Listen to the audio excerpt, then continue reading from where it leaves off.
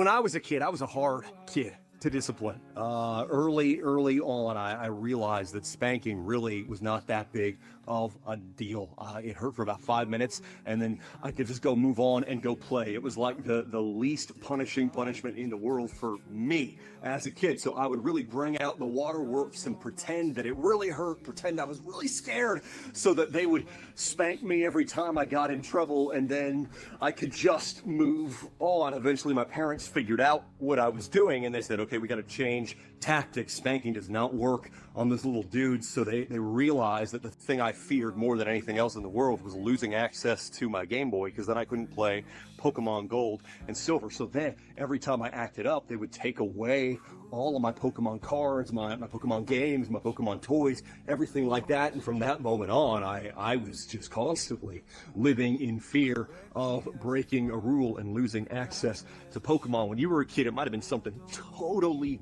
different, but what they've found, and really every mainstream respected child psychologist in the world will tell you exactly the same thing, is that kids need structure. Kids need structure, boundaries, clarity about what they can and can't do, about what is and is not acceptable, about all these things. Kids benefit. Kids are blessed by learning these are the boundaries. When you cross them, bad things happen. Now, abuse is not discipline, it's just abuse. Punching your kid in the nose is not the same as spanking your kids. Beating your kids is not discipline, it's just beating your kids. Locking them in the basement for days on end is not discipline. It's literally just like imprisonment. And yet, discipline that is done gently, carefully, lovingly, wisely, actually benefits and blesses children.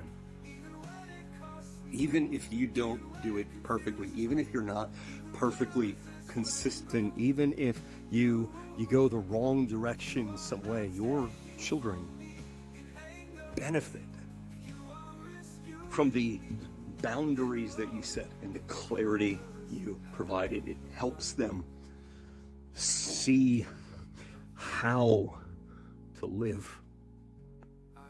So this week, try to think about ways that you can change how you discipline your kids to turn it into a blessing rather than a burden. Take care, everybody.